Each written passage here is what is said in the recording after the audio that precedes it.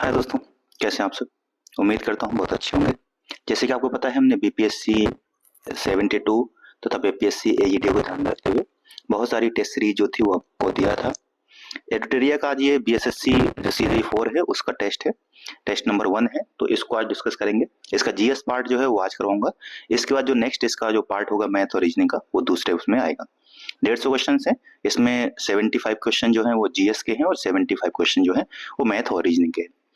ये आपको 72 बीपीएससी में भी और साथ ही साथ एईडी में भी काफी महत्वपूर्ण रहेगा, क्योंकि वहां पर भी जीएस और मैथ रीजनिंग तो पूछा ही जाएगा उसमें, एईडी में। तो देखिए क्वेश्चन नंबर 1 क्या कह रहा है, आप भी कमेंट बताइएगा कितने आपने सही किए हैं, और अगर आप यहाँ तक पहुंच चुके हैं तो शेयर और सब्सक्राइब कर दीजिएगा।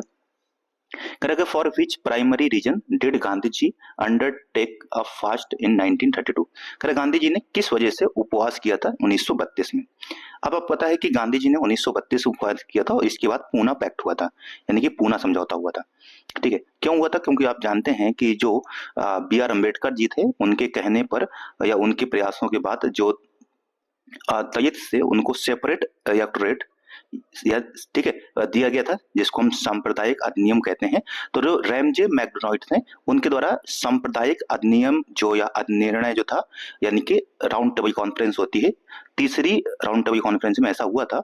और उसके बाद गांधी जी ने कहा था कि ये हिंदुओं को बांटने की एक नीति है, और इसके तहत उन्होंने क्या किया था, भूख हड़ताल की थी। और इस वजह से फिर गांधी जी के इस हंगर स्ट्राइक की वजह से फिर बी आर अम्बेडकर के बीच समझौता होता है और इसकी तहत उन्होंने अपना स्ट्राइक तोड़ दिया था। तो ये पूना पैक्ट जो होता है, पूना समझौता जो होता है, वो इसी तहत होता है। तो इसका ऑप्शन नंबर जो सी है ये हो जाएगा, due to the communal award introduce by Ramsay MacDonald. ठीक, रैमसे मैकडोनाल्ड। क्वेश्चन नंबर 2 देखिए, इसको मैच करना है।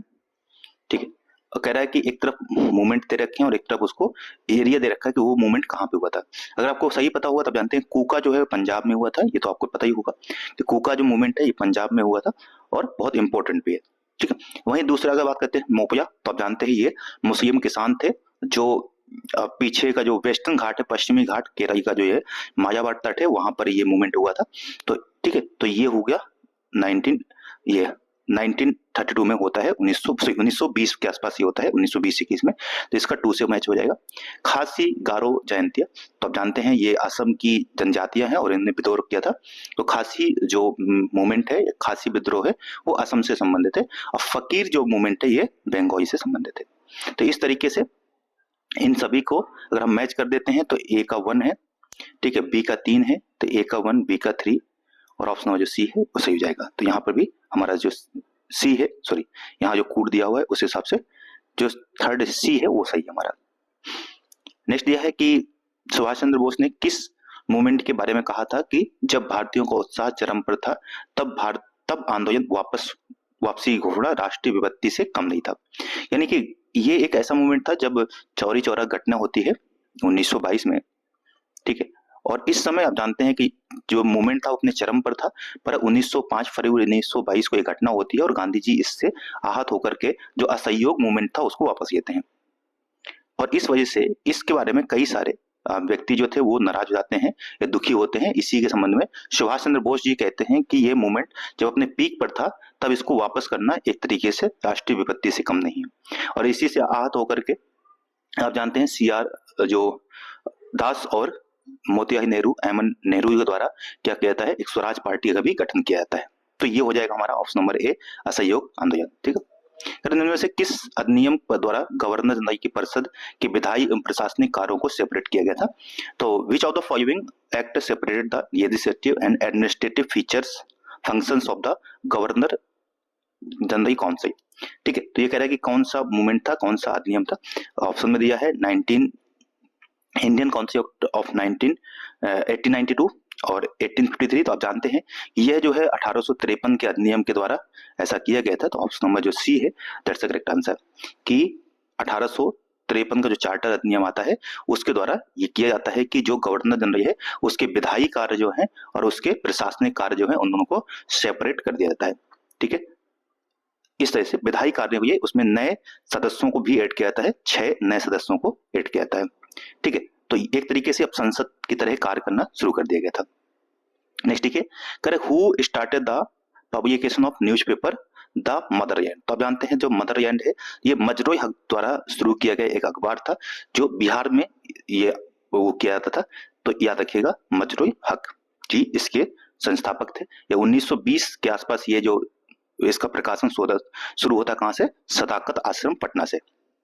तो सदाकत आश्रम उन्हीं के द्वारा स्थापित किया गया था पटना से। इंपॉर्टेंट है, याद रखिएगा।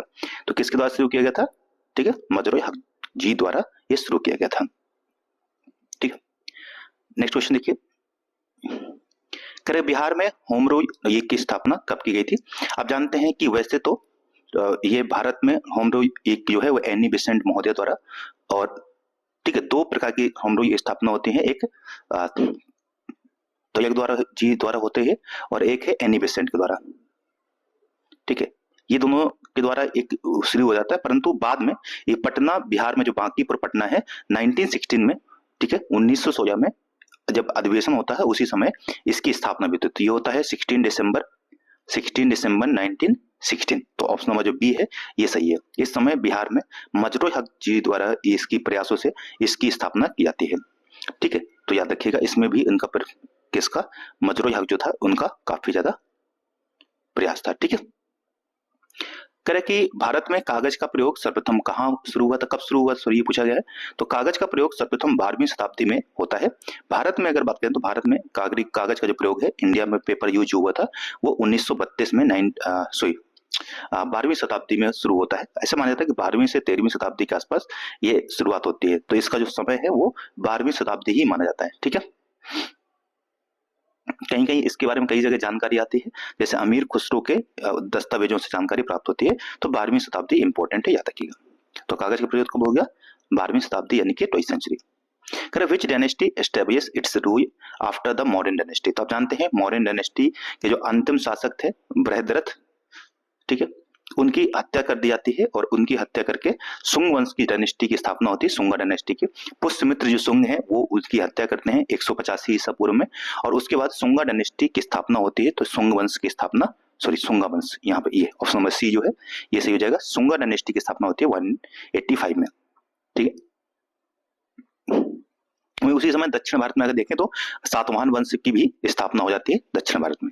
तो यहाँ बात करें उसकी मौर्य वंश के बाद मौर्य वंश का जो अंतिम शासक था बृहद्रथ, ये भी याद रखिएगा। ठीक है, तो ये है। ठीक है, सुंग वंश के जो संस्थापक हैं पुष्यमित्र सुंग, इनके समय में ही आप जानते हैं एक इनके वो थे, कह सकते हैं कि राज पुरोहित जो थे वो थे पतंजलि, जिन्होंने महाभाष्य लिखा है। ठीक है, तो याद रखिएगा इनके द्वारा लिखा गया है महाभाष्य। ठीक है, किताब यामिनी जो है रचना है, तो यामिनी की जो रचना है किताब यामिनी, ये उत्बी की रचना है। ठीक है, उत्बी ये है, हाँ नस्र उत्बी की रचना है। और आप जानते हैं कि उत्बी कौन था, तो ये जो महमूद गजनवी आता है भारत, तो महमूद गजनवी का एक तरीके से कह सकते हैं कि इतिहासकार था, हिस्टोरियन था, और यह इतिहासकार था महमूद गजनवी का। पूछा जाता है कई बार कि महमूद गजनवी का इतिहासकार कौन था, तो उत्बी था। वैसे ये सब भी महमूद गजनवी साथ ही आए थे, फिरदौसी, ठीक है, अमीर खुसरो नहीं बट सिर्फ फिरदौसी साथ आया था। और इसमें जो ये बुरूनी है इसकी किताब का आप जानते नाम क्या है, रहिया है, ये भी उसी के साथ आया था। ठीक है, पर इसकी किताब इंपॉर्टेंट है, याद रखिएगा। ठीक है, किताब हिंदी, सॉरी इसकी उल्टा बता मैंने, रहिया तो उसकी है, इसकी किताब का नाम है किताब ये हिंद, सॉरी गड़बड़ हो गया, क्या नाम है इसकी, किताब ये हिंद। ठीक है, जैसे इस पे, ठीक है, हिंद की किताब किसको कहते हैं, तो ये इसकी है। ठीक है, याद रखिएगा, ये बरूनी की ये है। ठीक है, तो ये हो गया हमारा। वहीं अगर फिरदौसी की बात करें तो इसकी पुस्तक का नाम है शाहनामा। शाहनामा जो है फिरदौसी की रचना का नाम है। और आप बताइएगा कि रहिया जो है वो किसकी है, ये बताइए, ये किताब किसकी है, कमेंट बताइएगा। ठीक है, ये भी इंपॉर्टेंट यात्री है, और ठीक है मोहम्मद बिन तुगलक एमबीटी के समय पे ये आता है। अमीर खुसरो की कई सारी किताबें हैं जो आप जानते होंगे। नेक्स्ट है विजयनगर साम्राज्य की द्वितीय वित्तीय व्यवस्था की मुख्य विशेषता क्या थी। तो यहाँ पर जो वित्तीय व्यवस्था जो था उसका फाइनेंशियल सिस्टम जो था वो एक तरीके से भू राजस्व, किसी भी राज्य का जो मेन रेवेन्यू सिस्टम होता है वो क्या होता है, भू राजस्व होता है। तो भूमि राजस्व जो लैंड रेवेन्यू था वो काफी इंपॉर्टेंट था, है ना। 14वीं 15वीं शताब्दी के आसपास ये शुरुआत होती है। हरिहर बुक्का नामक दो भाई रहते हैं, हरिहर और बुक्का, इन द्वारा ये इसकी स्थापना की जाती है विजयनगर साम्राज्य की।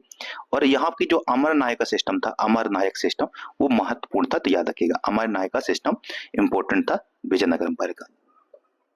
ठीक है, राम राय के समय इसका विघटन हो जाता है, एक तरीके से खंडन शुरू हो जाता है, क्योंकि राम राय के समय ही एक तरीके से युद्ध होता है। ठीक है, और फिर तागीकोटा युद्ध के बाद इसका एक तरीके से पतन शुरू हो जाता है। नेक्स्ट देखिए, निम्न में से किस अनुच्छेद के अंतर्गत राज्यों में पंचायतों का चुनाव कराया जाता है? तो पंचायत के चुनाव के बारे में अगर हम देखें 243 के जो है ये इंपॉर्टेंट है, यहाँ पे पंचायत की चुनाव से संबंधित इलेक्शन कमीशन के बारे में प्रावधान किया गया। तो 243 के ऑप्शन नंबर जो डी है। What is the tenure of the chief election commissioner? तो आप जानते हैं कि चीफ इलेक्शन कमिश्नर जो मुख्य चुनाव आयुक्त होता है उसका जो समय होता है वो 6 ईयर या 65 ईयर। तो 665 ऑप्शन नंबर जो है, जो भी इसमें से पहले हो जाएगा उस उतने टेन्योर तक रहेंगे, या तो 6 ईयर या 65 ईयर एज जो है उनकी, ये दोनों चीजें। तो ऑप्शन नंबर जो सी है दैट्स द करेक्ट आंसर। ठीक है, तो याद रखिएगा चुनाव आयुक्त के बारे में। ठीक है, अनुच्छेद 324 में इनके बारे में बात की गई है। तो अनुच्छेद 324 आर्टिकल 324 है, उसके बारे में इनको कहा गया है। और हर वर्ष 25, अब जानते हैं कि प्रथम बार चुनाव आयोग की स्थापना जो हुई थी 25 जनवरी 1950 को हुई थी। ठीक है, 25 जनवरी 1950 को। और प्रथम चुनाव आयुक्त थे सुकुमार सेन। तो याद रखिएगा सुकुमार सेन जो थे वो प्रथम चुनाव आयुक्त थे हमारे। ठीक है, तो ये कई बार पूछा गया है, तो इंपॉर्टेंट है। नेक्स्ट क्वेश्चन देखते हैं, क्वेश्चन नंबर 13 कह रहे कि किस संविधान संशोधन द्वारा राष्ट्रीय आपातकाल युद्ध अनुच्छेद 352 के तहत उद्घोषणा संपूर्ण भारत या किसी भी भाग में की जा सकती है? तो ये कुछ चेंजेस किए गए थे अनुच्छेद 44 में।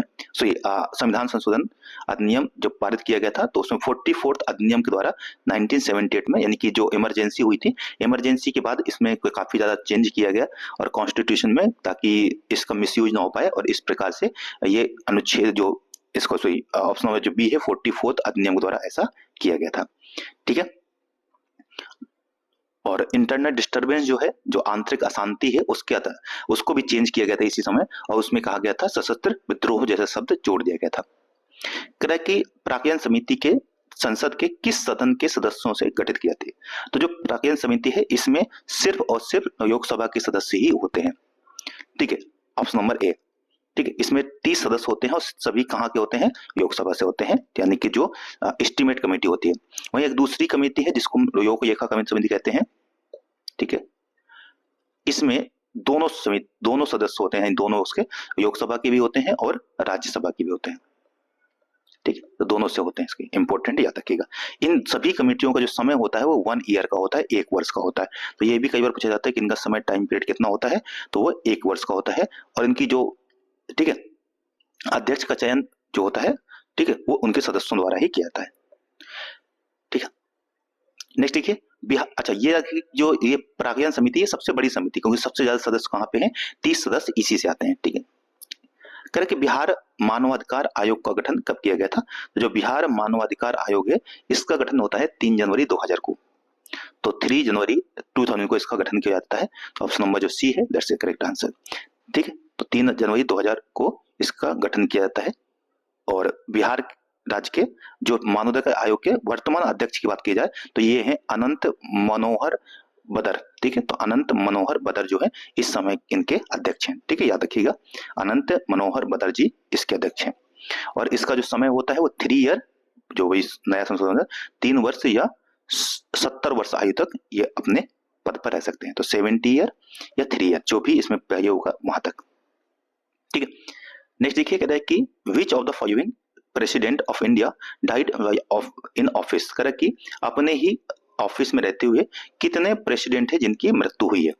ठीक है, तो अगर हम इसमें बात करें तो इसमें एक तो जाकिर हुसैन जी है, उनकी मृत्यु हुई थी अपने पद पर रहते हुए। और चौथे हैं फखरुद्दीन अहमद। तो ये दोनों जो है इनकी मृत्यु अपने पद पर रहते हुए हुई थी। तो ऑप्शन 2 और 3, ऑप्शन नंबर जो बी है दैट्स द करेक्ट आंसर, यानी कि जाकिर हुसैन और फखरुद्दीन अहमद इन दोनों की मृत्यु अपने पद पर रहते हुए हुई थी। तो option number B. Which article of constitution of India empower parliament to make laws to, ठीक है, इलेक्शंस, यानी कि भारत के संविधान का कौन सा अनुच्छेद जो है संसद को चुनाव से संबंधित कानून बनाने का अधिकार देता है? तो ये अनुच्छेद 327 है। ऑप्शन नंबर जो डी है, अनुच्छेद 327 जो है, जो ये अधिकार देता है कि संसद जो है वो चुनाव से संबंधित कानून बनाएगी, यानी कि जो चुनाव से संबंधित कानून बनाने की जो पावर है वो संसद के पास है, राज्यों की विधानसभाओं के पास ऐसी कोई पावर, शक्ति नहीं है। ठीक है। और इसी तरह आप जानते हैं कि 2 अधिनियम है, आरपीए एक्ट 1950 और 1951, जन प्रतिनिधित्व अधिनियम 1950 और जन प्रतिनिधित्व अधिनियम 1951। ठीक है।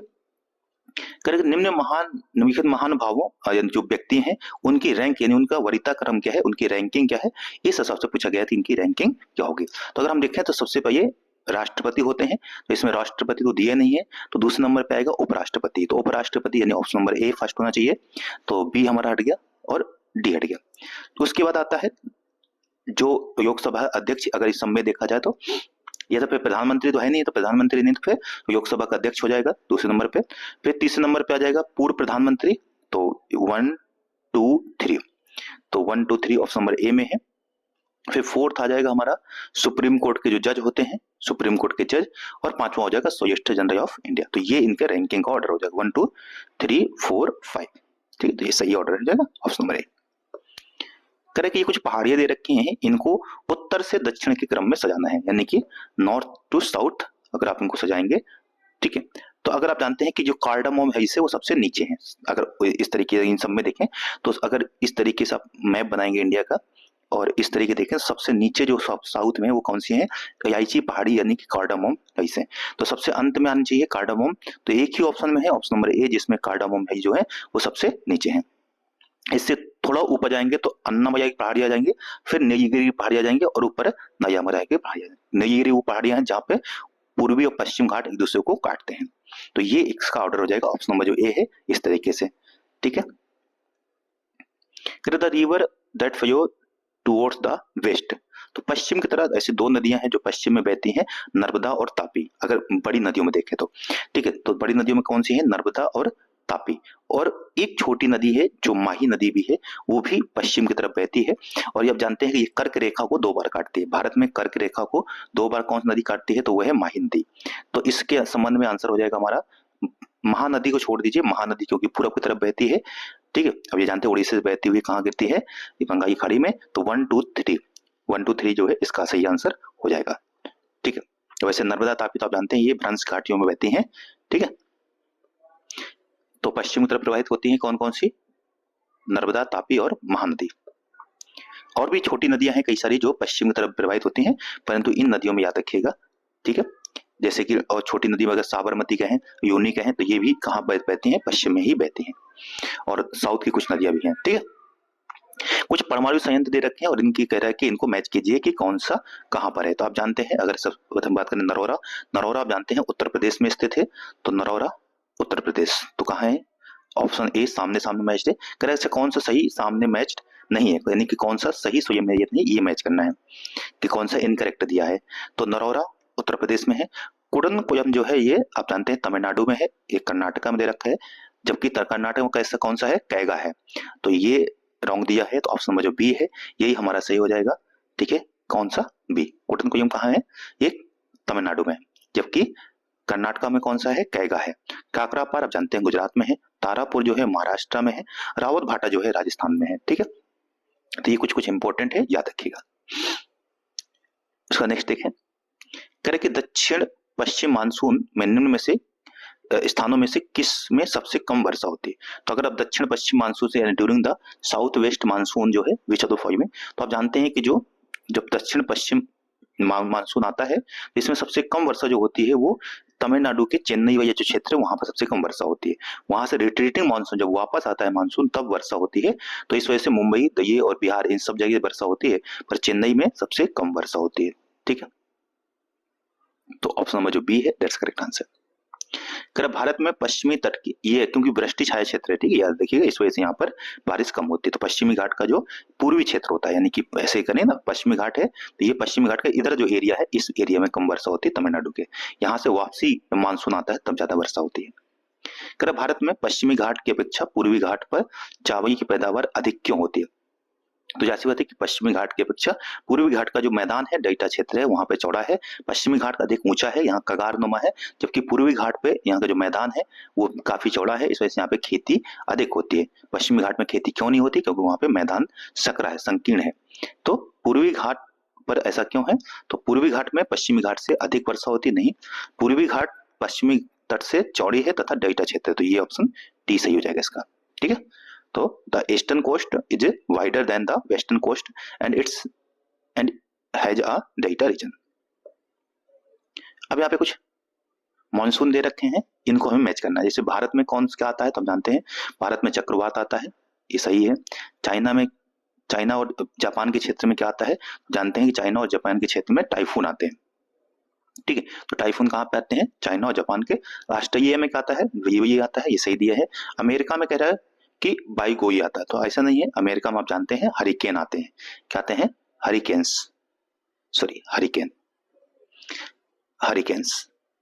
आते हैं कहाँ पर? जापान में। सॉरी, जापान कह रहा हूं, अमेरिका में। तो अमेरिका में आते हैं हरिकेन्स, और इस वजह से ये हमारा ऑप्शन नंबर जो डी है ये रॉन्ग दिया हुआ है। ठीक है, ये जो बागोयो है ये कहाँ आता है? फिलीपींस और इन सब में क्षेत्रों में आता है। इनमें से वहां सर्वाधिक जैव विविधता पाई जाती है। सबसे ज्यादा जैव विविधता जानते हैं उष्णकटिबंधीय जो वर्षा वन है, ट्रॉपिकल रेन फॉरेस्ट जो है, यहाँ पर सबसे अधिक, क्योंकि जहां सबसे ज्यादा बारिश होती है, जहां ज्यादा बारिश होती है वहां पर जैव विविधता भी अधिक होती है। कह रहे नेपाल की सीमा से बिहार के कौन कौन से डिस्ट्रिक्ट हैं जो सीमा साझा करते हैं? तो बिहार के ऐसे 7 डिस्ट्रिक्ट हैं जो सीमा साझा करते हैं। अगर आप पश्चिम से शुरू करेंगे तो पश्चिमी चंपारण, पूर्वी चंपारण, ठीक है, पश्चिमी चंपारण, पूर्वी चंपारण, फिर सीतामढ़ी, मधुबनी, सुपौल, अररिया, किशनगंज। तो ये कितने हो गए? 1 2 3 4 5 6 7, ये 7 राज्य हो गए जो सीमा साझा करते हैं। ऑप्शन नंबर ए जो है, और इसी क्रम में साझा करते हैं, तो याद रखिए ये क्रम भी है। किस पंचवर्षीय योजना में भारत में मानव संसाधन के विकास को सर्वोच्च प्राथमिकता दी गई थी? तो ये 7वीं पंचवर्षीय योजना के बाद जो 8वीं पंचवर्षीय योजना आती है उसमें मानव विकास, ह्यूमन डेवलपमेंट पे काफी ज्यादा फोकस किया गया था। तो इसका ऑप्शन नंबर जो सी है दैट्स द करेक्ट आंसर। ठीक है, यहाँ पे शिक्षा आदि पर किया गया था कि मनुष्य का जो शिक्षा विकास हो इस सब में। ठीक है, तो 1997 के बीच में ऐसा होता है 8वीं पंचवर्षीय योजना। जब घरेलू उत्पादन में से उत्पादन की प्रक्रिया में प्रयुक्त मशीन और पूंजी के मूल्य में आई कमी को घटा दिया जाता है, तो आप जानते हैं जो डेप्रिसिएशन होता है उसको घटा देते हैं, डेप्रिसिएशन को माइनस कर देते हैं, तो उससे जो बचता है, नेट जो बचता है डेप्रिसिएशन बताने के बाद, उसको नेट एनडीपी कहते हैं। जीडीपी में जब डेप्रिसिएशन यानी कि जो गिरावट है उसको माइनस करते हैं तो बचता है एनडीपी। तो ऑप्शन नंबर जो बी है, नेट डोमेस्टिक प्रोडक्ट बचता है, तो यही हमारा आंसर हो जाएगा। ठीक है, नेक्स्ट देखिए, करेगा which of the following are direct taxes? इनमें से कौन सा डायरेक्ट है? डायरेक्ट टैक्स वो होते हैं जो जनता स्वयं पे करती है, और अनडायरेक्ट होता है जैसे कि हमने कोई सामान खरीदा तो हम डायरेक्ट टैक्स नहीं देते, हमने डायरेक्ट टैक्स किसको दे दिया? दुकानदार को, और दुकानदार जाकर टैक्स पे करेगा किसको? सरकार को। तो इस तरीके से उसे कहते हैं इनडायरेक्ट टैक्स। ठीक है, तो इसमें याद रखिएगा कि सिर्फ डायरेक्ट टैक्स में 2-3 टैक्स है जिनको आपको बहुत अच्छी याद रखना है। एक तो जो हम व्यक्तिगत कर देते हैं, जो पर्सनल टैक्स होता है जिसको हम इनकम टैक्स भी कहते हैं, और कॉर्पोरेट टैक्स। ये 2 टैक्स जो है इंपॉर्टेंट है, याद रखिएगा। ये दोनों ही हमारे आयकर और जो कॉर्पोरेट टैक्स होता है, निगम कर जिसको कहते हैं, ये दोनों के दोनों कैसे हैं? डायरेक्ट टैक्सेस हैं। वहीं custom duty, service tax, GST, ये आदि जितने भी टैक्स है वो सबके सब क्या है? हमारे इनडायरेक्ट टैक्स है। तो ऑप्शन नंबर जो 1 और 2 है यही हमारा सही हो जाएगा। ठीक है, यानी 1 2 निगम कर और व्यक्तिगत कर। वैश्विक वित्तीय स्थिरता रिपोर्ट जो है, ग्लोबल फाइनेंशियल स्टेबिलिटी रिपोर्ट जो है, ये किसके द्वारा जारी किया जाता है? तो आप जानते हैं आईएमएफ। जिस प्रकार भारत का बैंक है आरबीआई स्टेबिलिटी चेक करता है कि कैसी है देश की, उसी प्रकार से विश्व की ऐसी व्यवस्था देखने का काम किसका है? आईएमएफ का। तो वर्ल्ड बैंक ये रिपोर्ट जारी करता रहता है समय समय पर। ठीक है, तो इंपॉर्टेंट याद रखिएगा। इसका क्या हो जाएगा? विश्व बैंक, उसे अंतरराष्ट्रीय मुद्रा कोष। अब देखिए यहाँ पे कुछ पुरस्कार दे रखे हैं, और ये पुरस्कार किस में दिए जाते हैं? ये दिया है जैसे ज्ञानपीठ पुरस्कार आप बहुत सुनते होंगे, ये साहित्य के क्षेत्र में दिया जाता है, बहुत ही इंपॉर्टेंट है। भटनागर पुरस्कार जो है ये विज्ञान के क्षेत्र में जाता है। ठीक है, भटनागर पुरस्कार किसके? विज्ञान के क्षेत्र में दिया जाता है। अर्जुन पुरस्कार जो है वो गेम्स के क्षेत्र में दिया जाता है, स्पोर्ट्स के सेक्टर में। दादा साहब फाल्के जो है इनके ये सिनेमा के सेक्टर में दिया जाता है। तो इस तरीके से इसको मैच कर सकते हैं। तो ए का 4 और बाकी ये मैच हो जाएगा, बी का 2, सी का 1 और डी का 3। क्वेश्चन 32 है, कह रहे विश्व शिक्षक दिवस किस तिथि मनाया जाता है? तो जो विश्व शिक्षक दिवस है ये मनाया जाता है हमारा 5 अक्टूबर को हर वर्ष। तो 5 अक्टूबर को 5 अक्टूबर को विश्व शिक्षक दिवस मनाते हैं, याद रखिएगा। ठीक है, तो पूरी दुनिया में शिक्षक दिवस के रूप में रहता है 5 अक्टूबर। अब बताइए भारत में शिक्षक दिवस, राष्ट्रीय शिक्षक दिवस कब मनाते हैं, कमेंट बताइए। किस वर्ष से भारतीय नोटों पर महात्मा गांधी का चित्र अंकित किया जाता है। देखिए महात्मा गांधी का चित्र जो है शुरुआत में नहीं अंकित किया जाता था। शुरुआत में आप जानते हैं कि अगर पुराने नोट देखें तो उसमें राष्ट्रीय चिन्ह से अंकित रहता था। 1969 जो 1969 है, 1969 जो है इस समय से गांधी जी का चित्र अंकित करना शुरू किया गया था। उससे पहले उनकी फोटो नहीं होती थी। ठीक है, तो याद रखिएगा उसमें राष्ट्रीय चिन्ह से बना रहता था। ठीक है, ये शुरू किया गया था गांधी जी के 100th एनिवर्सरी पे। ठीक है, करिए where is the capital Venezuela. तो जो वेनेजुएला उसकी राजधानी क्या है, अभी जानते हैं कि वहां पे काफी ज्यादा गहमा गहमी थी क्योंकि वहां के जो राष्ट्रपति है उसको अमेरिका द्वारा अगवा किया गया था। तो इसकी राजधानी जो है वो कराकस है। कराकस ऑप्शन नंबर ए है, इंपॉर्टेंट है, याद रखिएगा। ठीक है, कह रहे कि भारतीय कंपनी जिसे यूएस नॉस्डॉक, ये भारतीय कंपनी जिसे यूएस नॉस्डॉक में सूचीबद्ध किया गया है। तो यूएस नॉस्डॉक में ऐसी लिस्टेड होने वाली कंपनी कौन सी है, वो है हमारी नॉस्डॉक में ये है इन्फोसिस। इन्फोसिस कंपनी को इसमें वो किया गया है। ये करंट अफेयर क्वेश्चन है। ठीक है, तो इंपॉर्टेंट है, याद रखिएगा। इसका नेक्स्ट क्वेश्चन है, कह रहा है कि which of the following cities is an example of the most planned city. सबसे ज्यादा व्यवस्थित सिटी का जो खिताब है वो किसको दिया जाता है। तो आप जानते हैं कि आजादी के बाद एक नई सिटी स्थापित की गई थी जो सबसे ज्यादा व्यवस्थित तरीके से बनाई गई थी, योजनाबद्ध तरीके से, वो है चंडीगढ़। तो याद रखिएगा चंडीगढ़। इसका जो डिजाइन है वो एक फ्रांसीसी वास्तुकार थे जिनका नाम था कार्बूसियर। तो कार्बूसियर के द्वारा इसको डिजाइन किया गया था। चंडीगढ़ सबसे व्यवस्थित और योजनाबद्ध तरीके की सिटी है। नेक्स्ट क्वेश्चन है, वर्ष 2006 में किरण देसाई को उनकी किस कृति के लिए बुकर पुरस्कार दिया गया था। तो किरण देसाई की एक पुस्तक थी जिनका नाम था द इनहेरिटेंस ऑफ योस। तो द इनहेरिटेंस ऑफ योस जो है ऑप्शन नंबर जो सी है, इस बुक के लिए उनको बुकर प्राइज दिया गया था। ठीक है, अभी हाल में जब जानते हैं कि द हार्ट लैम्प जो है उसको ये बुकर पुरस्कार दिया गया है, भारतीय हैं इनको। तो बताइए ये किसकी पुस्तक है। ठीक है, द हार्ट लैम्प कन्नड़ भाषा की पुस्तक है। इसको बताइए कमेंट में ये किन की पुस्तक है, इसको भी बुकर पुरस्कार दिया गया है। ब्रिज किस खेल में अपनाई जाने वाली एक तकनीक होती है। तो ब्रिज जो है वो कुश्ती का एक टर्म है। तो कुश्ती ऑप्शन नंबर जो ए है, इसमें जो होता है ब्रिज एक टेक्निक है। ठीक, which language is consider appropriate for the scientific and engineering computing. तो आप जानते हैं कि कंप्यूटर और यानी कि साइंटिफिक और कंप्यूटर में एक है जिसको कहते हैं फीरट्रॉन। तो फिर फोरट्रॉन जो है ये एक भाषा है जिसका उपयोग होता है। ठीक है, where is the headquarter of the botanical survey of India. जो बीएसआई है उसका हेडक्वार्टर जो है वो कोलकाता में स्थित है। ठीक है, तो कहां पर है इसका, कोलकाता। ऑप्शन नंबर जो ए बी है that's the correct answer. Which states tourism receive the Tata gold award 2025। तो ये केरला तरफ है। ऑप्शन नंबर जो सी है, टूरिज्म के द्वारा इसको टाटा गोल्डन अवार्ड 2025 से इसको सम्मानित किया गया है। ठीक है, नेक्स्ट देखिए, किस देश ने विश्व का पहला द्विटावर सौर तापीय ऊर्जा संयंत्र की स्थापना की है। तो ये अब ऐसे कार्यक्रम जो है कारनामे कौन कर सकता है, आप समझ सकते हैं। तो चाइना ही करता है। तो अभी कैसे भी ऐसे इस टाइप के कुछ भी नया टाइप का वो देखे तो उसमें 90% चाइना ही कुछ कारनामा करता रहता है। तो इसका भी आंसर क्या आ जाएगा, चाइना हो जाएगा। कह रहा भारत के पहले निजी तौर पर विकसित ऑर्बिटल लॉन्च व्हीकल का नाम क्या है, यानी कि what is the name of India's first private ये डेवलप्ड ऑर्बिटल लॉन्च व्हीकल। तो इसका आप जानते हैं नाम है विक्रम 1।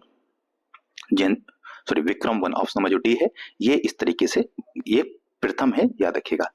और ये हैदराबाद की एक अंतरिक्ष कंपनी है स्काई रूट, है ना, स्काई रूट एरोस्पेस। तो स्काई रूट एरोस्पेस के द्वारा इसको विकसित किया गया था। इंपॉर्टेंट याद रखिएगा, Skyroot Aerospace. Next question है, कह रहा है कि तमिलनाडु कह रहा है which Indian state presented a special budget for 1 crore for the conservation of 4 non endangered species. तो जो 4 युक्त प्राय प्रजातियां हैं उनके संरक्षण हेतु 1 करोड़ का बजट किसने प्रस्तुत किया है, तो तमिलनाडु ने। यहीं से एक बात याद रखिएगा कि सबसे हायर एजुकेशन तक फ्री एजुकेशन देने का काम किसने किया, तो केरल सरकार ने। कहा गया है कि हायर एजुकेशन तक की शिक्षा जो होगी वो फ्री होगी अपने बजट में। ठीक है। तमिलनाडु के बाद में समझ में एक और याद रखिएगा कि इन्होंने कहा था कि यदि कोई भी जो सिंधु घाटी स्क्रिप्ट है उसको पढ़ेगा तो उसको $1 मिलियन इनाम स्वरूप दिया जाएगा। तो सिंधु घाटी सभ्यता की जो भाषा है उसको पढ़ने का इनाम।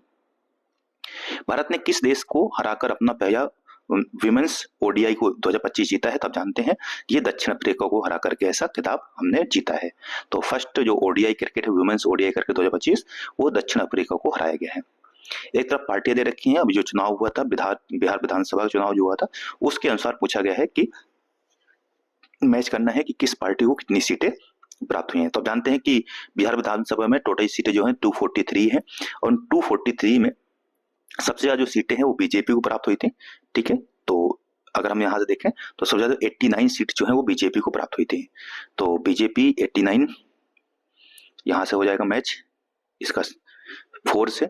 फिर दूसरे नंबर पे जेडीयू की बात करते हैं तो जेडीयू को 85 सीटें प्राप्त हुई थी, तो जेडीयू को 85 सीट्स हो जाएंगी।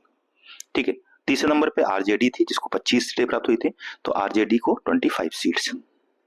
ठीक है, चौथे नंबर पे थे जो एजेपी थी योजपा जिसको रामविलास पासवान जी की पार्टी है, उसको प्राप्त हुई थी कितनी 19 सीटें, तो 19। और अंत में आ जाएगा हमारा आईएनसी कांग्रेस जिसको 6 सीटें प्राप्त हुई थी। तो इस तरीके से आप मैच कर देना, जो भी ऑप्शन होगा देख के बताइए। ऑप्शन नंबर सी जो है दैट्स करेक्ट आंसर। ठीक है, कह रहे कैम्ब्रिज डिक्शनरी द्वारा चयनित वर्ड ऑफ द ईयर 2025 किसे चुना गया है? तो आप जानते हैं कैम्ब्रिज जो है ऐसी जो डिक्शनरी होते हैं ये कुछ कुछ शब्दों को चुनती रहती हैं। तो जो कैम्ब्रिज ने जिस डिक्शनरी के जिस वर्ड को सुना था उसका नाम था पैरासोसाई। तो ऑप्शन नंबर जो ए है पैरासोसाई ये कैम्ब्रिज डिक्शनरी द्वारा चुना गया था। वहीं जो रेज बेट है इसको चुना गया था ऑक्सफोर्ड डिक्शनरी द्वारा। तो ऑक्सफोर्ड ने इसको चुना था, ऑक्सफोर्ड ने इसको चुना था। ठीक है, इंपॉर्टेंट है, याद रखिएगा। ठीक है, वहीं वाइब कोटिंग जो है वो कोरियन डिक्शनरी जो है उसके द्वारा चुना गया था, इसको कोरियन डिक्शनरी के द्वारा वाइब कोटिंग को। ठीक है, और सीरियम वेक्टर जो है वेबस्टर जो है उसके द्वारा सहयोग को। तो इंपॉर्टेंट है, ये दोनों याद रखिएगा, एक तो इसको और एक इसको। इसको चुना है किसने? कैम्ब्रिज ने, और इसको चुना है रेजबेट ने, इसको ऑक्सफोर्ड डिक्शनरी सॉरी। केंद्रीय मंत्रिमंडल ने राष्ट्रीय सफाई कर्मचारी आयोग के कार्यकाल को कितने वर्ष तक बढ़ाने की मंजूरी दी है? तो इसको बढ़ाने कहा गया है कि 31 मार्च 2028 तक बढ़ाया जाएगा। तो जो union cabinet has approved extension the tenure of the national commission for सफाई कर्मचारी, तो ये हो जाएगा 2028 तक। तो 31 मार्च 2028 तक इसको बढ़ाया गया है। निम्न में से किसने द महात्मा गांधी मैनिफेस्टो नामक पुस्तक को लिखा है? तो ये जो है वो राजेश तलवार जी की पुस्तक है। ऑप्शन नंबर जो ए है राजेश तलवार, इसके द्वारा रचा गया है महात्मा गांधीज मैनिफेस्टो। तो महात्माज मैनिफेस्टो महात्मा गांधी। अंतरराष्ट्रीय फिल्म अकादमी पुरस्कार जो आईफा होता है 2025 समारोह के संबंध में कौन सा कथन सही नहीं है? ठीक है, तो आईफा के संबंध में अगर हम देखें तो इसमें सर्वश्रेष्ठ फिल्म का पुरस्कार जो है यहाँ पता एडिस को दिया गया है, एकदम की सही है। ठीक है, सर्वश्रेष्ठ निदेशक का पुरस्कार जो है वो किरण राव को दिया गया है, ये भी सही है। प्रमुख भूमिका में सर्वश्रेष्ठ प्रदर्शन करने वाले अभिनेता का पुरस्कार कार्तिक आर्यन को दिया गया है, जो उनकी मूवी थी भोजपुरी 3, तो ये भी सही है। और प्रमुख भूमिका में सर्वश्रेष्ठ प्रदर्शन करने वाली अभिनेत्री जो है वो पुरस्कार है नेतांशी वाई को दिया गया है, तो यहाँ पता एडिस की है। तो सभी सही है, इसमें कोई भी रॉन्ग नहीं, तो ऑप्शन नंबर जो डी हो जाएगा इसका सही हो जाएगा। ठीक है, क्वेश्चन नंबर 50 हो गया। क्वेश्चन नंबर 51 देखिए क्या कह रहा है। क्वेश्चन 51 में कह रहा है कि कार्य करने के लिए आवश्यक यानी कथन दिया है, कारण दिया है, कह रहा है कि कार्य करने के लिए आवश्यक बल ढकेलने की तुलना में उठाने में अधिक होता है। ठीक है, तो दूसरा कह रहा है कि रोइंग फ्रिक्शन जो होता है वो स्लाइडिंग फ्रिक्शन से अधिक होता है। तो आप सोचिए कि रोइंग यानी कि अगर एक पहिए को आपको घुमाना है, एक पहिए को घसीटना है, तो इसमें किस में फ्रिक्शन ज्यादा होगा, किस में दिक्कत होगी? तो घुमाते जो ऐसे घूमता हुआ पहिया होगा उसमें फ्रिक्शन क्या होता है, कम होता है, जबकि इसको खिसकाने वाला जो है स्लाइड करने वाला उसमें फ्रिक्शन क्या होता है, ज्यादा होता है। तो कारण तो हमारा गलत है, पर कथन एकदम सही है। कार्य करने के लिए जो पहिया होता है धक्का देने के साथ उठाने में अधिक होता है, तो ऑप्शन नंबर ठीक है। तो इसका ऑप्शन जो है वो कथन सही है और कारण गलत है, तो ऑप्शन नंबर जो सी है that's the correct answer, option C. ठीक है, ये हो गया क्वेश्चन नंबर 51। नेक्स्ट देखिए, कह रहे जब प्रकाश की तरंगे वायु से कांच की ओर जाती है तो कौन सी चीज प्रभावित नहीं होता है? आप जानते हैं कि जब भी अपवर्तन होता है यानी रिफ्लेक्शन होता है तो सभी चीज चेंज हो जाती है। जो एक चीज है वो जो चेंज नहीं होता है, कौन सा चीज कौन सा अपरिवर्त होता है कि विच when light pass wave passes from it air into gases which variable will be affected. तो कौन सा प्रभावित होगा, यहाँ पूछा है कौन सा प्रभावित होगा। तो अगर हम सिर्फ एक चीज छोड़ दें वो है आवृत्ति, तो आवृत्ति जहां जहां उसको हटा दीजिए। तो आवृत्ति इसमें है, ये नहीं होगा, आवृत्ति इसमें भी है, ये भी नहीं होगा, और आवृत्ति इसमें भी है तो ये भी नहीं होगा, यानी कि फ्रीक्वेंसी। तो फ्रीक्वेंसी हटा दीजिए तो सब हट जाएगा। इसमें से ऑप्शन नंबर ए जो है वो सही हो जाएगा, क्योंकि फ्रीक्वेंसी चेंज नहीं होती है। करें कि दुग्ध उत्पादों में वसा की मात्रा मापने के लिए किस यंत्र का प्रयोग किया जाता है। तो दूध जो होता है उसमें प्योरिटी चेक करने के लिए लैक्टोमीटर होता है, ये इंपॉर्टेंट है, इसका उपयोग किया जाता है। और इसका उपयोग किसके सिद्धांत पे काम कर, सॉरी इसमें अच्छा वसा है, फैट की मात्रा चेक करना है। तो फैट के ये तो हो जाएगा हमारे बिटोरीमीटर, सॉरी बिटोरीमीटर हो जाएगा फैट के लिए। वहीं अगर प्योरिटी चेक करना है, शुद्धता चेक करना है, तो उसका ये होता है लैक्टोमीटर। ठीक है, ये देखते हैं, इसमें पानी की मात्रा चेक करते हैं और ये आर्किमिडीज के सिद्धांत पे काम करता है। तो इसका ऑप्शन नंबर जो बी है सही हो जाएगा। ठीक है, नेक्स्ट देखिए, कह रहा है कि निम्न कथनों पर विचार कीजिए, वे पदार्थ जो ऊष्मा को आसानी से स्वयं में से पार होने देते हैं वो कुचायक होते हैं। जो मतलब कि वो इंसुलेटर कैसे हो सकते हैं, जिनसे करंट या हीट पास हो सकती है, वो तो गुड कंडक्टर होते हैं ना, वो तो कंडक्टर होते हैं। तो ये ऑप्शन नंबर 1 तो रॉन्ग हो गया। फिर पूछा है कि इनका थर्मामीटर में परास की जो सीमा होती है वो 32 से 42 होती है, तो 32 से 42। तो ये थोड़ा सा रॉन्ग है, इससे तो ये 32 नहीं होता है, 35 होती है रेंज। तो ठीक है, तो 35 से 32, तो ये 35 से 42 सॉरी ये होता है। तो इसका रेंज जो होता है एनसीईआरटी 7वें में दिया हुआ है। तो दोनों ही रॉन्ग है, ऑप्शन नंबर डी जो डी है ये सही है। ठीक है, नेक्स्ट देखिए, करें कि यहाँ पर कुछ वो डिवाइस दे रखे है, उनका फंक्शन दे रखा है, यानी उपयोग दे रखा है। जैसे अमीटर जो है वो करंट नापता है, एकदम सही दिया है। वोल्टमीटर विभवांतर यानी पोटेंशियल डिफरेंस नापता है, ये भी सही है। पोटेंशियोमीटर जो होता है, ठीक है, पोटेंशियोमीटर वो इलेक्ट्रोमोटिव फोर्स जो विद्युत वाहक वही होता है, इसको नापता है। जही यूनिमीटर जो है वो कह रहा है रेजिस्टेंस नापता है, तो यही रॉन्ग दिया है, रेजिस्टेंस नहीं नापता है, ये भी करंट को ही नापता है। ये बस छोटी करंट, थोड़ी मात्रा में करंट होता है तो उसको नापता है कौन, गैल्वेनोमीटर। ज्यादा मात्रा में करंट होता है तो उसको नापता है अमीटर। तो ऑप्शन नंबर जो डी है वही हमारा रॉन्ग है। अगर डायोड का उपयोग किया जाता है तो डायोड जो होता है, डायोड का उपयोग, ठीक है, उपयोग जो होता है वो एसी को डीसी में चेंज करने में किया जाता है। तो डायोड का काम क्या होता है, एसी को डीसी में चेंज करता है। तो एसी को डीसी में, ऑप्शन नंबर जो है ये है, convert AC current to DC. ठीक है, कर कि मनुष्य के लिए सबसे हानिकारक विकिरण कौन सी है। तो आप जानते हैं कि जितनी ज्यादा एनर्जी होगी उतनी ज्यादा खतरनाक होगी। और एनर्जी का जो वो होता है पैराग्राफ होता है, यानी कि स्पेक्ट्रम होता है, उसमें गामा रे, फिर एक्सरे, फिर यूवी रे, इस तरीके से होता है। तो सबसे खतरनाक होती है गामा रे, तो गामा रे इसमें सबसे खतरनाक है आपके लिए। ठीक है, अब याद रखिए कि जो 3 दे रखे हैं गामा अल्फा बीटा, इनमें से गामा जो है यही विद्युत चुंबकीय तरंग है, यानी इलेक्ट्रोमैग्नेटिक वेव है, बाकी ये दोनों इलेक्ट्रोमैग्नेटिक वेव नहीं है। ठीक है, कह रहे कि निम्न विकिरणों के आवृत्ति के बढ़ते क्रम में, तो बताया था आपको कि आवृत्ति का घटता क्रम क्या था, यानी कि अगर बात करें तो यहाँ से गामा, फिर एक्स, फिर यूवी, फिर विजिबल, फिर इंफ्रारेड, फिर माइक्रोवेव और फिर रेडियो वेव। तो यानी कि इसका बढ़ता हुआ क्रम, तो अगर आप सबसे ज्यादा देखेंगे तो सबसे ज्यादा इसका जो इंक्रीजिंग ऑर्डर कहता है ना, इंक्रीजिंग में बढ़ता हुआ सबसे ज्यादा होगा एक्सरे का। तो एक्सरे हमारा थर्ड है, तो थर्ड सबसे एंड में आना चाहिए। तो एक ही ऑप्शन है जिसमें थर्ड सबसे एंड में आ रहा है, वो है ऑप्शन नंबर डी। ठीक है, ये घटता क्रम है, तो यानी बढ़ता क्रम इधर जाना चाहिए। ठीक है, तो आप अरेंज कर सकते हैं। ठीक है, करें प्रकाश की गति किस माध्यम में सबसे कम होती है। तो घनत्व जितना बढ़ता जाएगा प्रकाश की स्पीड तो उतनी ही कम होती जाएगी। निर्वात में सबसे ज्यादा होता है और घनत्व देखिए डेंसिटी बढ़ने के साथ साथ स्पीड कम होती है। तो ठोस में सबसे कम स्पीड होती है, ऑप्शन नंबर जो ए है that's correct answer.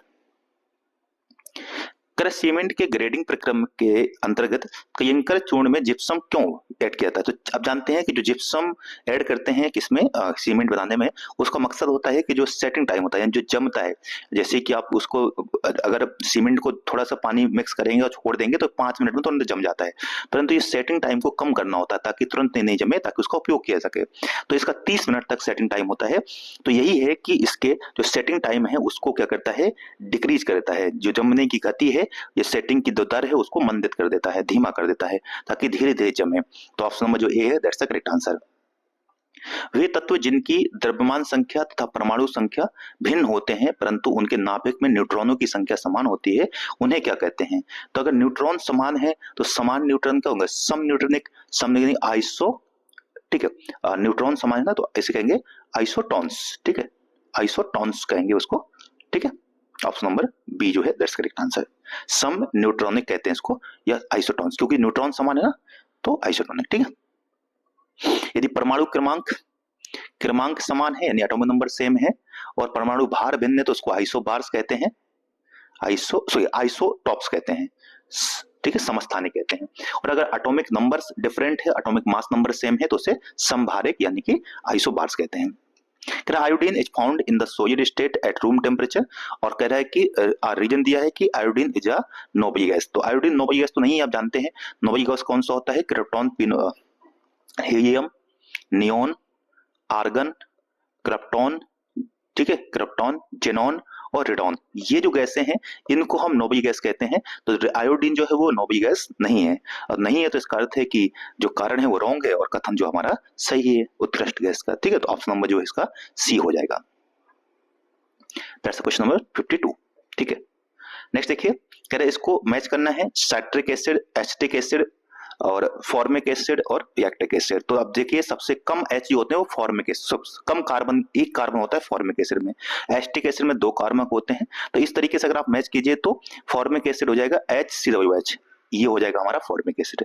Acetic acid हो जाएगा CH3COOH, ये हो जाएगा, ठीक है। तो अगर आप देखें तो बी को मैच कर सकते हैं 2 के साथ, तो बी को 2 के साथ बी को 4 के साथ, तो बी को 4 के साथ मैच करना, तो ये गया और ये भी गया, बचा कौन सा, ये दोनों। अब हमें सी को मैच करना है 2 के साथ, तो सी को मैच कर दीजिए 2 के साथ, तो ऑप्शन नंबर जो सी है ये सही है। और ए को मैच करना है हमें, यानी कि साइट्रिक एसिड है C6H8O7 और लैक्टिक एसिड हो जाएगा C2H4OHCOOH, ठीक है। इस तरीके से मैचिंग हो जाएगा। कह जो कार्नोटाइट निम्न में से किस धातु का अयस्क है, तो कार्नोटाइट जो है वो अयस्क पूछा गया है कि किस चीज का अयस्क है, तो ये कार्नोटाइट जो है यूरेनियम का अयस्क है। तो यूरेनियम जो है, कार्नोटाइट जो है यूरेनियम का एक तरीके का क्या है, इसका अयस्क यानी कि इसका एक और है। कह कि निया कसीसा जो होता है यानी कि ब्यू विट्रोयो जो होता है, इसका सूत्र क्या होता है, तो ये आप जानते हैं नीले रंग का होता है, ये होता है कॉपर सल्फेट CuSO4। तो कॉपर सल्फेट जो है ऑप्शन नंबर CuSO4, याद रखिएगा, इंपॉर्टेंट है। कह जो गोताखोर द्वारा गहरे समुद्र में सांस लेने की ऑक्सीजन के साथ नाइट्रोजन गैस भरी जाती है, पर नाइट्रोजन के साथ साथ एक गैस और भरी जाती है, उसको कहते हैं हीलियम, ठीक है। तो ये 3 गैस, तो O2, N2 और He, ये तीनों गैसों का मिश्रण जो हो भरा जाता है, He2 नहीं सॉरी He। तो तीनों गैसों में से अब नाइट्रोजन तो दिया नहीं है, तो इसमें आंसर बी हो जाएगा। निम्न में से कौन सी एवियन फ्लू वायरस है जिसे बर्ड फ्लू के नाम से भी जाना जाता है, तो बर्ड फ्लू H5N1 होता है, H5N1 ऑप्शन नंबर जो सी है that's the correct answer, H5N1। Electrocardiography जो है ECG जिसको कहते हैं, इसका आविष्कार किसने किया गया था, तो ECG का जो आविष्कार है इसका आविष्कार किया गया था, ये है एथोवेन के द्वारा, एंथोवेन जो भी है विलियम एंथोवेन जो है इनके द्वारा किया गया था। तो ऑप्शन नंबर जो बी है ये सही हो जाएगा। नेक्स्ट देखिए, कह रहा है कि बीज के प्रकीर्णन की सेंसर विधि किस पादप में पाई जाती है, यानी कि प्रकीर्णन यानी कह सकते हैं in which plant the seed dispersal method involved as a sensing mechanism. तो सेंसिंग मतलब जब उसको पता होता जाता है कि जब सही समय हो गया, सही सब कुछ हो जाता है, तो उसमें से वो उसके अपने आप ही हो जाता है। तो इन पॉपी जो होता है, इन पोस्ते जो होते हैं, इनमें इस तरीके का मैकेनिज्म पाया जाता है। तो पोस्ता जो होता है इसमें पाया जाता है सेंसर विधि। कह रहा आयु के भंडारण में ऑक्सीजन की कमी से कौन सा रोग होता है, तो अगर ऑक्सीजन की कमी हो जाती है तो ब्लैक हार्ट, उसमें छोटे छोटे ब्लैक धब्बे पड़ जाते हैं, जैसे कहते हैं ब्लैक हार्ट, तो ये रोग हो जाता है ऑप्शन नंबर, अगर ऑक्सीजन कम हो जाता है तो। निम्न में से कौन सा मानव हार्मोन है जिसके माध्यम में से सोने जागने का चक्र जो है नियंत्रित होता है, यानी हम कब सोते हैं कब जागते हैं, जो हमारा साइकिल होता है, स्लीप साइकिल जो होता है वो नियंत्रित होता है। तो एक हार्मोन होता है हमारी बॉडी में जिसे कहते हैं मेलाटोनिन। तो ऑप्शन नंबर जो है ए है, यही सही है, तो मेलाटोनिन इसका ऑप्शन नंबर ए। नेक्स्ट देखिए, इसमें कुछ रोग दे रखे हैं और वो रोग किससे होता है ये इसको मैच करना है, जैसे टिटनेस, खसरा, पायरिया और एथलीट फुट, ठीक है। तो अगर हम बात करें तो इसमें से जो टिटनेस है ये होता है जीवाणु यानी बैक्टीरिया से, तो ए का मैच हो जाएगा किसके साथ, 4 के साथ। वहीं अगर बात करें खसरा जो है हमारा, जिसको मेजिस कहते हैं, ये आप जानते हैं कि ये होता है वायरस से, तो ऑप्शन नंबर जो इसका 3 से मैच हो जाएगा। पायरिया जो है, पायरिया आप जानते हैं ये होता है प्रोटोजोआ से, तो pyorrhoea option number A protozoa. और जो एथलीट फुट है, ये जो धावक होते हैं उनके अगर पंजे देखेंगे तो पंजे में घाव जैसे हो जाते हैं, तो ये फंगस से होता है, तो ये फंगस से हो जाएगा। तो इस तरीके से ये मैच हो जाएगा। देख सकते हैं कौन सा इसका सही हो जाएगा, तो ऑप्शन नंबर जो डी है यही सही आंसर हो जाएगा। क्वेश्चन नंबर 73 है, निम्न में से किस ग्रंथि के माध्यम से नेत्रों में स्राव द्वारा चिकनाई प्रदान की करती है? तो हमारी आंखों में जो सिक्रेशन होता है जिससे यूब्रिकेशन होता है, ये कौन सी ऐसी ग्रंथियां हैं जो हमारे आंखों में पाई जाती हैं, ये पूछा गया है। तो इसका आंसर हो जाएगा वो है हार्डेरियन ग्रंथि, हार्डेरियन ग्लैंड्स जो होती हैं, ऑप्शन नंबर जो ए है, इसके द्वारा आंखों में चिकनाई ये तो स्मूथनेस आती है, यूब्रिकेशन आता है। 74 है, कहते हैं मानव शरीर की सबसे बड़ी अंतःस्रावी ग्रंथि कौन सी है? तो हमारे बॉडी की सबसे बड़ी जो अंतःस्रावी एंडोक्राइन कहेंगे तो वो है थायराइड, और एक्सोक्राइन कहे तो वो हो जाएगा यकृत, यकृत नहीं ये वर्ग, तो इसका हो जाएगा थायराइड, जिससे थायरोक्सिन हार्मोन उत्पन्न होता है और यह है मेटाबॉलिक एक्टिविटी को कंट्रोल करता है। अगर इसकी कमी हो जाती है थायरोक्सिन हार्मोन, तो हमारे जो नेक है ये है वहां पर घेंगर हो जाता है, ग्वेटर, जिसका ट्रीटमेंट होता है आयोडीन। ठीक है, तो आयोडीन से इसका उपचार होता है। फिर क्वेश्चन नंबर 75 देखिए, ये आखिरी क्वेश्चन है हमारा जीएस का, उसके बाद हमारा शुरू हो जाएगा मैथ और रीजनिंग का। इसके बाद जो हम नेक्स्ट वीडियो में इसको डिस्कस करेंगे। तो कह रहा है कि which of the following taste are not found in the tongue, जीभ में हमारे कौन से टेस्ट को या कौन से स्वाद हमारा जीभ जो है उसको पहचान नहीं पाता है। ये बीपीएससी में भी क्वेश्चन पूछा गया है। तो ऐसा जो दो स्वाद है, एक तो हमारा स्पाइसी जो है ये, और दूसरा है हमारा पंजेंट यानी कि तीखा होता है। इन दोनों को स्वाद जो है हमारी जीभ नहीं पहचान पाती है, जीभ में नहीं पाए जाते हैं, बाकी सारे पाए जाते हैं। तो ये हो जाएगा ऑप्शन नंबर 4 और 7। ठीक है, तो ये हमारा ऑप्शन नंबर 4 और 7 ये सही हो जाएगा। बाकी मीठा, नमकीन, उमामी ये सब है, ये बीपीएससी का ही पीवाईक्यू है। ठीक है दोस्तों, तो ये हो गया हमारा इस तरीके से। अगर आपको ये वीडियो पसंद आता है तो शेयर और सब्सक्राइब कर दीजिएगा। बाकी के जो नेक्स्ट क्वेश्चन है वो हम नेक्स्ट वीडियो में मैथ रीजनिंग के डिस्कस करेंगे। कमेंट करके बताइए कि आपको ये वीडियो कैसा पसंद आया कि नहीं आया। जय हिंद, धन्यवाद, पढ़ते रहिए, बी मोटिवेटेड।